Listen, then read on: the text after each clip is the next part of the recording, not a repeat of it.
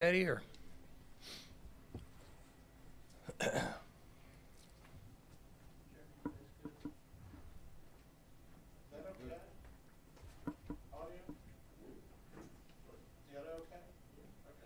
you guys good? All right, we're ready to roll. We had a good game, obviously, last week, and everything was kind of what we thought it was when we looked at it, and was proud of the overall group effort. Played smart football, didn't have a lot of penalties. Guys kept their composure and gave us a chance to fight back and win.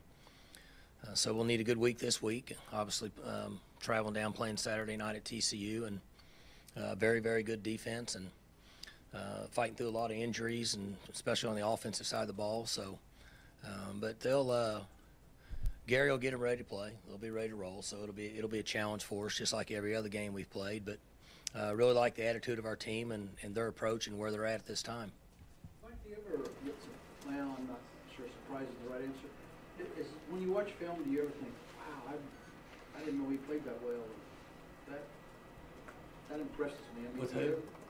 Any of your players, when you watch film, Sure. You see things that it never fails. If you win or lose, you see things that make you think that I'm glad it's not as bad as I thought it was, and then you see things that I thought it was better than that. That's always that way. It's been that way for me being in the game for 30-something years. It's never as good as you think it is. It's never as bad as you think it is, just like life. You mentioned penalties. Your last two games have been your lowest number of penalties all season. What went behind that change after struggling for most of the season? I'm not sure. I would like to say that we had an answer and fixed it. We stress it consistently all the time, and we did it the last 2 weeks. Prior to that, we did it. I'm not sure if maybe in the middle of the year they were a little fatigued defensively and grabbing and, out of good body position and reaching and face masks. And the only thing I can say that we might have stressed more in the last 2 weeks is that our team cannot afford a selfish penalty, which is a late hit, swinging at a player, things like that. We've categorized them as not a dumb penalty, but a selfish penalty, and maybe that's worked. If so, we're going to stick with it this week and me from now on, because certainly we've been much better.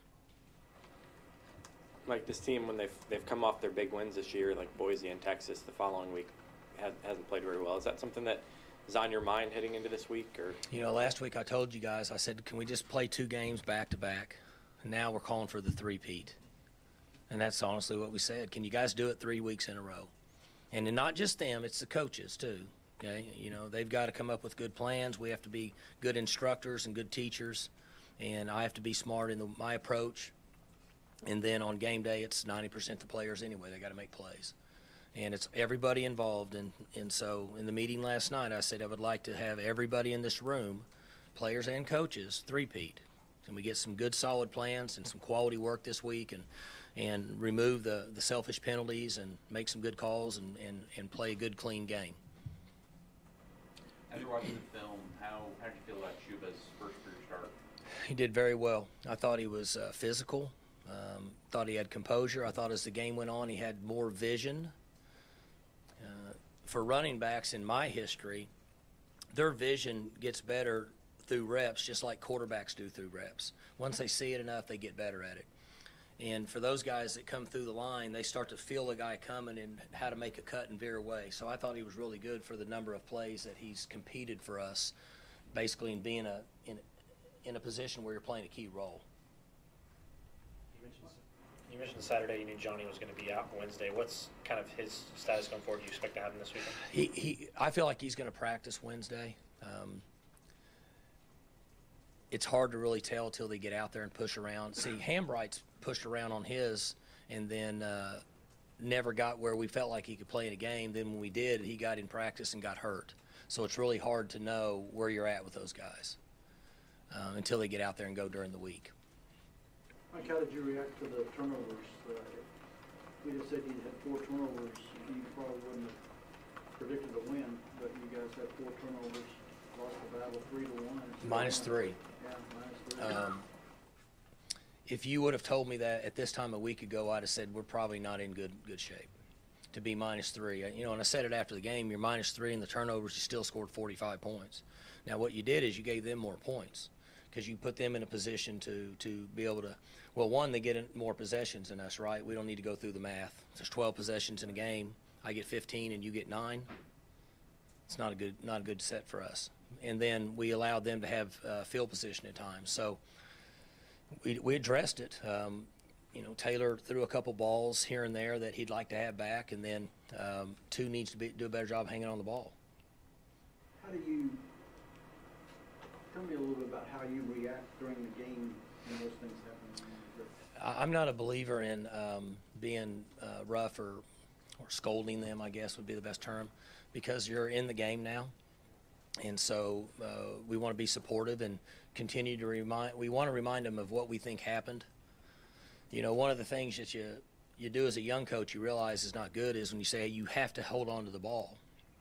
Well, he pretty much knows that. You have to tell him why he fumbled, okay, and explain to him the mistake they made and how to prevent it, and hopefully he can absorb that the next time he touches it. Or, the famous line is, son, you got to make that catch. Well, he knows that. You got to tell him why he dropped it. So we handle it that way. Mike, special teams has kind of continued to be a little bit of an adventure, and kickoffs out of bounds have become the new momentum killer. I mean, do you sense that as well? The crowd even gets quiet after a score when you kick it out of bounds. 39 is going to go at it again. When you start out the way he did, we have to make a change, and I'm not a big fan of that. But at that point, in there and let him kick, and Hockett came in and did great. Hockett was awesome for us Saturday in a variety of ways. And but 39 will go back at it. We'll put him in there and let him kick. I think he'll be fine. He's young. He doesn't understand how strong his leg is, his leg swing. The only thing I could do would be to relate it to a golf swing. You guys understand, if you come across the ball's going to go that way. Everything's got to come through here, and he doesn't need to, when he tries to kick the ball too hard, he comes across the ball. He doesn't need to do that. He's got a powerful leg. He just has to be smooth. He's going to get 160 out of his 9-iron if he's just smooth through the ball. He doesn't need to take a big cut at it to get 145 yards. So we'll go with him, and I think he'll be fine. Obviously, the walk-on program here has been huge over the years, but what is it specifically about the center position where you guys are able to find guys, cultivate them, and turn them into starters? Well, one, it's scary. That's the scariest position to have guys that have to play, whether the backups or even down the line guys, whether it's a third-team guy or not, because they have a difficult job. They got to make calls and snap the ball and function. So we've just been fortunate, and Rye was awesome for us in his game, and he struggled some in the first half. But he got better as the game went on, made some plays, and started to realize it's not that bad. I can do this. And we've just been fortunate that we've had quality young men that walked on and been able to give us some good snaps. But we were really proud of what he gave us in that game and kept us alive and afloat so we could have a chance to win. So you're managing everything that's not going your way in the first half and trying to figure out changes to make, and then you got Gary Busey coming up to you. Mm-hmm. And while the game's going on, what did he say to you? Well, it was awesome because he said, man, you've always been my hero, man. And I didn't know he was down there. I knew somebody said he was going to be here, but I wasn't expecting him to be there actually when the play was going on. But I guess that's him. And I said, well, you're welcome here all the time. I said, you need to come around, road games, whatever. We'll take care of you. Oh man, I love it, man. I didn't know I could be around. I said, oh, you can be around whatever you want. So it was entertaining. It was a little surprising, I will say, but it was entertaining, and it was good that he was around and excited. He goes, man, I watch Cowboy football all the time, So it was pretty cool, I guess. Isn't it amazing that sometimes celebrities are different from their on-screen persona, but that guy is exactly who he is. Yeah, he was for that 90 seconds that I talked to him. In that, what's amazing though is celebrities and different people, they love college football. They watch it, and like the golfers, like all those guys that have come through here that play on the pro tour. They're liable to have a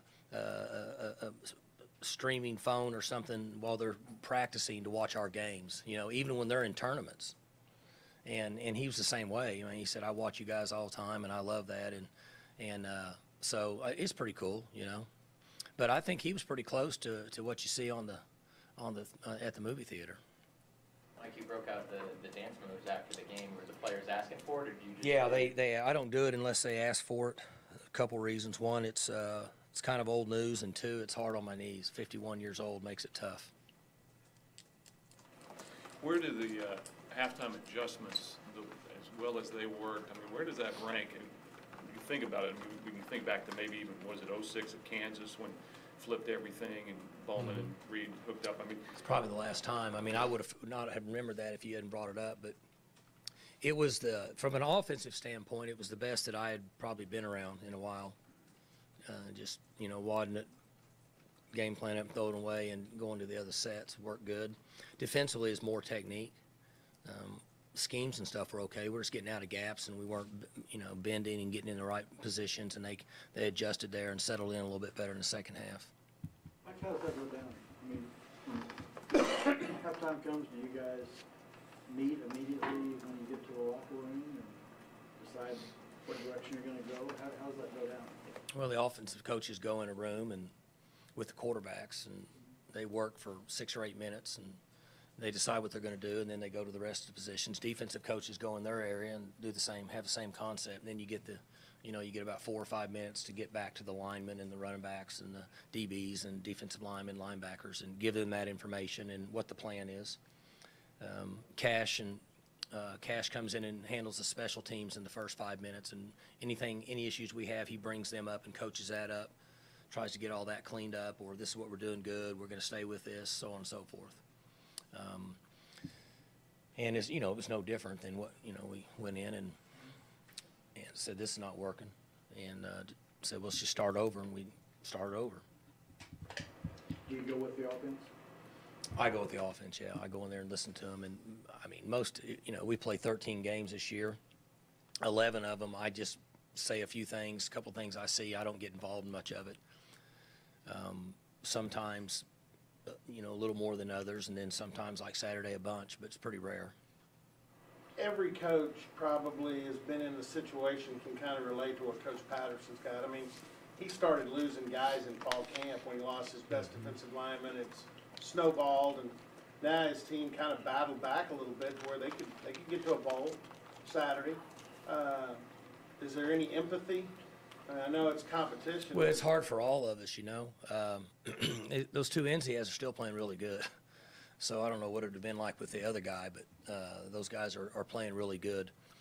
It's the world we live in, right? There's more, I think you see more guys injured now than ever before based on the, you know, the players now are like finely tuned sports cars. You know, they can have something go wrong a little bit, maybe more so than it used to be years ago. The game's more physical than it ever has been. And it's, you know, it's not the easiest thing to deal with, but you got to try to put the guys out there to give you the best chance and make do with what you have and go on down the road. But it's pretty popular across the country now. Some years worse than others, but you know, sometimes it's not always the easiest thing to do. I don't know if you remember, you guys recruited Grayson Muhlstein, the quarterback that's going to step up for them. It's been a while. I think he may be a fifth-year guy like I know he's been there at least 4, I think, but I'm not sure how many, but it's been a while. I remember him coming out, though. pretty athletic kid from what I remember. Yeah, I can't remember his tape from back then. That's been years ago. I've seen so much stuff back then, but I remember the name. The name's easy to remember. Mike, what are the things you're looking for this week from your team to know that you think they're ready for Saturday? I don't know anymore what you look for. It's been years since I realized, how practices go. Like I said, I've seen Thursday practices that made me want to cringe, and we knocked 600 yards out. I've seen Thursday practices that were clean, and we couldn't function at all. So we just try to stay consistent with the plan and be simple, not get out of our box, and talk about being a smart football player. And then you have to practice it during the week. The talk part of it doesn't do a lot. We have to focus and practice on it and make sure that we're teaching and coaching what we say we ask them to do. That way we know that we're actually getting those results. instead of just talking about it. Excuse me. I didn't mean to interrupt you. Go ahead. Is it hard for you and your staff to find a balance between the verbal part of it and the execution part of it? Not really. I mean, I've said this from day one. You know, we explain to them what we want, and then we have to coach it and teach it along the way. So if you're asking them to be in good body position with the proper finish on defense, where your knees are bent to where you can try to do the best you can, like 20 did here with the quarterback when he caused the fumble. He was in perfect body position and control, and he attacked and made that tackle. So you have to coach that during the week. So when they're in their team versus scout periods, if guys are running and they're out of control and they're just touching off and all that, you got to stop it and fix it. Or that's what they're going to do in a game, in my opinion. You got to tell them, I want knees bent, I want you in good proper condition where you can make that tackle. Same thing on offense. You know, if you're teaching and coaching ball security and they're in practice and their ball gets loose and it's not there, you have to stop it, teach it, coach it, and tell them right then. It's not the way we carry the ball. So I think it's more about, coaching is more about following through on what we ask them to do, and then don't let them get away with any little thing at all. That gives you the best chance, in my opinion. Mike, you talked about post-game how happy you were for Taylor. Do you personally feel any satisfaction, justification, given the feedback from the outside that people gave you early on for choosing him as a starter? Were you not here on my last speech on feedback from the outside? I don't get any satisfaction out of anything. Between myself and the coaches, I mean, we're going to do what we think's best. I think he's probably justified himself to be a quarterback at this level, and there will always be people that doubt things on the outside, but you know, I don't know what his numbers are. I honestly don't pay attention to any of that. I'm going to guess his numbers are probably pretty close to guys we've had here the last few years. And those guys, you know, Mason left here as maybe the most decorated quarterback that we've ever had, and there were some games that he had that we weren't real favorable with, and he felt the same way. He texted me after the game and, you know, and said he's real excited for Corn and what he's done, and because he lived in that world with him, you know, for 3 years. So mainly, if there's any justification at all, and I really mean this, I don't think Corn cares at all. He loves to play football. He loves to be at Oklahoma State. He loves his team. He loves to compete. And if people like him, I think he's probably okay with that. Human nature is you want people to like you. If people doubt him, I don't really think he cares. Now, some players are not like that. Some players let things like that eat them up. And that makes it extremely difficult to live in the world we're in today with so many people having a platform that don't know a lot about what they're talking about. So I think it's good for him that he just handles things the way he handles it. I know this. I know the team has tremendous respect for him, and the coaching staff does. Other than that, it's hard to really satisfy anything. Yeah, it didn't work out for Chris Smith, who was, I thought, a very good backup to you. Loyal and supported you. Mason had that same luxury with Corn. Mm-hmm. Is it kind of good, though, to see a guy who handled that role when he gets the big stage, handle it as well as Corn has? Yeah, it's been awesome for him, and you have to be strong. I mean, I don't give a flip about outside sources, but kids may listen to that, and those do affect people based on what happens in society. That's one thing we don't talk enough about. Everything that we do or say affects people to a certain extent. You know, it can trickle down to the bullying effect that we're trying to get out of junior highs and high schools. And, you know, if we're not careful, things we say or do is no different than bullying on the internet. So, you know, here, like Chris Smith that was here when I was here, graduated with an engineering degree. And, yeah, maybe it didn't work out as much in football because he wasn't on the field as much as he wanted to. But I know he had a really good job in engineering, and then I know that a headhunter got him, and I think he was at one time a CEO of a pharmaceutical company and doing really, really well. So from that standpoint, it worked out great. The football aspect, sometimes we always can't control that. But there is what Nathan asked about, there is satisfaction with me for Taylor because of what happened. Not from the outside, just because he's put a lot into the organization. From that standpoint, yes, I get satisfaction in that. Talk about Thanksgiving as far as it's a football holiday. Kind of give us a a Mike Gundy perspective? Because you have to practice on Thanksgiving. It's a Fa- goal when you're a high school kid. Favorite holiday, because you get to get hopefully you get together with family and you eat and spend time. And you don't have to open presents. Presents are a distraction. This is family and football and good food, and it's always been the favorite holiday in our family, and it is with me. Now I'll have Thursday with my side, and then Kristen will have her side Friday. And be a little different this year because Kale's he won't be there because they have to leave.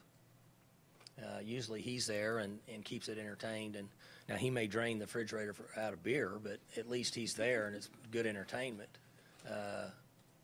So it's a great time for us. They play what? Do they play a day or game or night game? Night. Yeah. So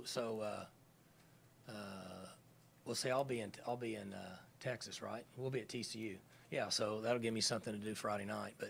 But no, it's a great time. You know, it's always a lot of fun, and we've been very, very, very lucky that we've got a lot of family around, and now nieces and grandnieces and grandkids and great grandkids, and so it's a great holiday. My favorite by far. What's your favorite dish on Thanksgiving? I do all vegetables. I love all the sides, every kind of asparagus and the casseroles and mac and cheeses and sweet potato stuff and the I don't know what all my mom and sister make, all kinds of stuff, but I do all the vegetables because I can get the ham or the turkey any day of the year, but they make some stuff that I can't get. They do greens and different potato casseroles and all that, so that's my favorite. You mentioned Taylor's even temperament throughout the year. You went right off Thanksgiving, didn't you? You said, I'm done with that, man. I mean, a young guy, he's like, dude, I got to write this up. I mean, people will be on me.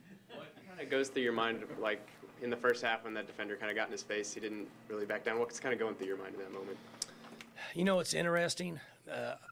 I'll be honest with you. I'm so not into that stuff. And I know Gavin and Kevin Clintworth, they get nervous when I get off track, but yeah. I've been good, though. I haven't got off on any rants or anything. I don't like that part of the game, okay? Some people say, well, you know, it's aggressiveness and all that.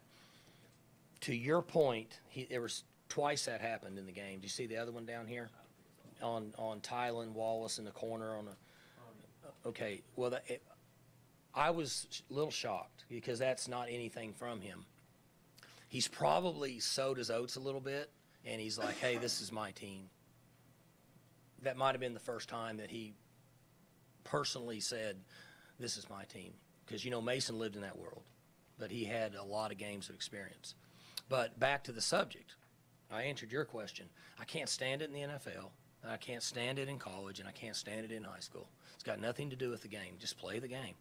Can somebody please catch a ball and get a first down and not do this? Just one time. That's your job. Now, I bet James Washington doesn't do that. I haven't watched enough. Does he not do it? See? It's been raised the right way. I know they do it. I know it sells tickets. I know people like it. My youngest son's favorite player is Odell, so he loves watching all that, and that's what people want. But I'm not a big fan of any. Let's just play the game, okay? And let's do things the right way. You're supposed to get a first down. You're supposed to make a good run. You're supposed to make a good tackle. We don't have to celebrate every time we do something that's normal. That's the way I feel about it. How has Justice been coming along? He's doing better. I would expect him to be out there and running around. He has one of those injuries I told you last week. He should, at this point, get a lot better every day. If he feels good, we'll roll with it. If he doesn't feel good, we won't put him out there. Kansas announced their new head coach yesterday, Les Miles. What do you think about having him back in the conference? Well, it'll be entertaining. This conference has been entertaining, and now it'll be even more entertaining with Coach. I'm glad he got back into it. I'm not sure why anybody that gets past 60 would want to be back into it, but it's awesome for him that he wanted to do it, and he had a relationship with Jeff that goes way back, and so they'll make a run at it. But it was good to see him back out there, and nothing like seeing a guy in a coat and tie and a ball cap. Do you think his style of offense that he ran here and at LSU can translate to the Big 12, or do you think he's going to have to expand it to kind of the spread offenses that you see now in the Big 12? Did he say he was going to run that offense? I don't think he really talked Yeah, about it. I thought it was going to be interesting to see what he was going to do. I think that may be more interested than whether one or the other will work, is what his thought will be on this is what we need to do at Kansas to have enough to score points or whatever his plan is to win games. I think that'll be interesting. If he decides to do what he's done, he knows that offense blindfolded, and he knows it. And if you guys, some of y'all that have been around him, you know him, if he decides to do it now, he's going to do it. And he's not going to worry about what people think if that's the direction he goes. Can you run some of those concepts out of spread? Yeah, you can. It's not as easy with some of the stuff he does based on trying to gain a gap advantage. You gain gap advantages with tight end and wings, basically. So when you're short-edged, it's really hard to do. Now, you're seeing more pull plays. Oklahoma's made the double pull play famous the last few years. More people are trying to run that. It's a really good football play. If you have a guy that can keep, like the guy they had this year and last year, they can make that a really good play by protecting the edge, by just keeping the ball. That would be the closest thing to some of the stuff he's done. He's done a lot of running plays, but the plays you're talking about, you need a tight end and a wing to get an advantage, in my opinion. He may know something I don't, but that would be my opinion. What were you doing when you first heard the news? About Coach? Gosh, I don't know. I think everybody knew for days. I was guessing that if he took a $4.5 million cut from Louisiana, that he had some security that he was going to get the Kansas job. I know he's 65, but you figure he can still add good. So once that happened, he'll like that comment. Once that happened, I felt pretty sure that he had the Kansas job. I can't imagine a guy would forfeit $4.5 million. Still kind of need an interpreter for his news conferences. I have not seen any of that. Did not catch any of that. I heard him talking down the hall, but I didn't get any of it. So. Have you talked to him? Have not talked to him. I'm looking forward to seeing him at the spring meetings. That's what I was going to ask. How do you think those coaches' meetings are going to be now, having him back? It's a pretty good group right now, One thing about our meetings, and I've said this, we all get along. We get along. We don't. There's been some heated exchanges, but pretty much everybody's good after that. Not like what I hear that goes on at the SEC in their meetings. So you got some different personalities in there, and so it'll be interesting. How much have you kept up with him over the years? Well, it's easy to follow. You just, look and see if they've won. I see him play some, not a lot. I don't watch a lot of people, but it's been pretty easy to keep up with them. The tree goes on with Henson and Mallory's and Munkins and all the people that were here with us. Everybody kind of networks. I don't network, but they network with people, and I hear different things. And so I saw where his son threw a touchdown pass, a Hail Mary before halftime. That's pretty cool. Yeah. You were one of his first guests on his podcast when he started those. So. Mm-hmm. Yeah, that was interesting. That was good stuff. Kansas comes here next year. Is that going to be weird for you standing in this stadium with him on the other side? You know what's funny about that? People ask me that about Cale being over there, and Dana and Wickline, and I don't know how many other guys that we've had, Meacham and Looper and names going. I forget who's over there. I never actually even look at the other head coach. You just I live in my own world. I got no idea what's going on over there. So I would probably forget after about midway through the first quarter. That said, you have referred to him as coach the entire time. This is still a guy that you hold in a high regard. Yeah, I'm pretty old-fashioned. You guys know how I am about things like that. He's still, to me, a mentor from a standpoint of he taught me a lot of offensive football, things that I didn't have any clue. And I think that his pedigree, which we have here with Josh, dates all the way back to Coach Schembechler and them. And I think that they're as good at training guys to play offensive line as there are. And so, to me, he's coach. He's a coach. He's been very good to my family. And so I just kind of see him that way, you know, plus he's a lot older than me, so. Yeah, bro. Good? All right, thanks.